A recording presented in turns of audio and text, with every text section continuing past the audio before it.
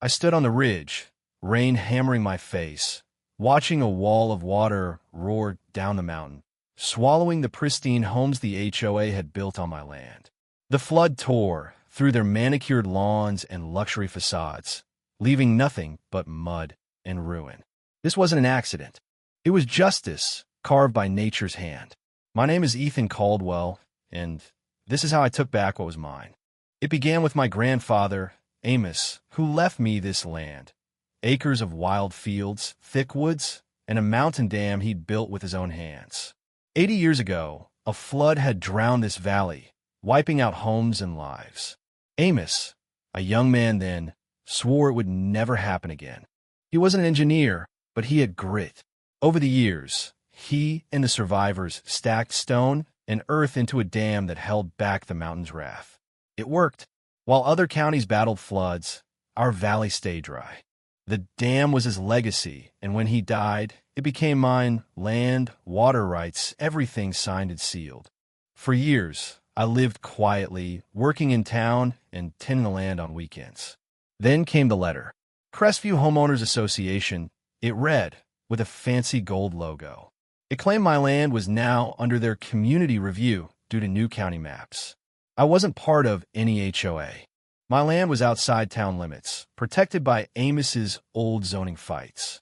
But at the town meeting, I saw their plan, my land, swallowed into their Crestview expansion, presented by a slick man named Vivian Harper, the HOA president. She smiled like a shark, dismissing my protests as a survey error. The crowd clapped for her vision. I left with dread in my gut. Surveyors invaded my fields without permission. Stakes sprouted like weeds. Bulldozers carved roads where I'd learned to ride horses. In weeks, 58 luxury craftsmen homes rose on my land. I hired a lawyer, Jack, a good man, but even he flinched at the names on their paperwork. County clerks dodged me. Vivian's board smirked at my complaints. They painted me as a crank, clinging to old deeds. At the next meeting, Vivian offered to buy me out, her voice dripping with fake pity. I stood and vowed I'd never sell. The room went silent. That's when it turned ugly. Fines piled up for fake violations. A sign appeared in my yard, Future Development Zone. No trespassing. On my land. The sheriff called it a civil matter. A clerk whispered that Crestview was bankrolling council campaigns, securing zoning exceptions and inspection waivers. I was outmatched, so I went quiet. I stopped fighting publicly. I let Vivian wave from her gleaming SUV, thinking she'd won. But I was watching. I photographed every construction shortcut, every ignored regulation, every bulldozed tree. I saved letters, recorded talks, and dug up shady zoning approvals. My evidence grew in Amos's workshop under the dam. Crestview didn't understand the land. They built over flood basins, rerouted creeks, and ignored the dam, seeing it as a relic. One day, I watched a backhoe tear into the dam's shoulder. Not enough to break it, but enough to weaken it. I clenched my fists but stayed hidden. They thought they'd tamed the mountain with their blueprints. They didn't know water always finds its way. I stopped maintaining the dam. I let debris clog its channels, let cracks widen with each storm. I didn't break it. That would have been wrong. I just let nature do what it does. When the rains came, I watched puddles form in their perfect lawns. By spring, the dam sagged where the backhoe had struck. Crestview's storm drains failed. Their quick fixes only made it worse. Vivian bragged about her successful expansion at the gas station. I smiled and said nothing. The first big storm hit like a warning shot. Rain pounded for hours. Cracks split their sidewalks. Water pooled in basements. I saw Vivian in her mansion's window, yelling into her phone. Crews scrambled with sandbags, but it was futile. 3 days later, a colder, angrier storm rolled in. The dam groaned under the weight. A small breach opened, then another.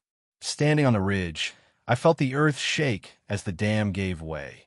Not all at once, but in a slow, unstoppable collapse. Water surged down the old paths, straight into Crestview. Homes vanished in seconds. Roofs floated like debris. Streets buckled, swallowing cars. Vivian's mansion held briefly. She stood on her porch, screaming, until the ground liquefied. Her house split in half, one side sliding into the flood, the other crumbling. It was over in minutes. Sirens wailed, but the mountain didn't care. I watched, calm, my heart steady. I'd warned them. Months earlier, I'd filed notices about the dam's condition, all notarized and ignored. I was covered. Insurance adjusters called it an act of God. Claims were denied. Vivian sued everyone, even me, but her actions doomed her. Lawsuits buried the HOA. Investigations exposed bribes, fake reports, and illegal filings.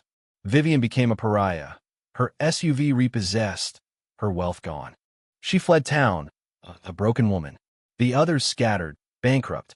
Crestview was condemned, a muddy ghost town. I filed for adverse possession. No one fought me. The land was mine again. I rebuilt the dam with old-timers who knew its worth, hauling stone under the same sun that had burned Amos. It wasn't fancy, but it was strong. I let the fields go wild, let creeks find their paths. On a crisp fall day, I raised a sign, Caldwell Acres. We respect the land. Below, in smaller letters, built by nature, protected by memory. Sitting on the dam's crest, coffee in hand, I watched the sun rise over the valley. The scars of Crestview faded as grass reclaimed the ruins. Amos's land endured, and so did his lessons. Vivian had built on lies. I'd built on truth. The mountain had chosen its winner. What do you think? Was the flood justice, or was it vengeance? Share your thoughts in the comments. Have you faced injustice or fought for what's yours? Take a stand. Let's hear your voice.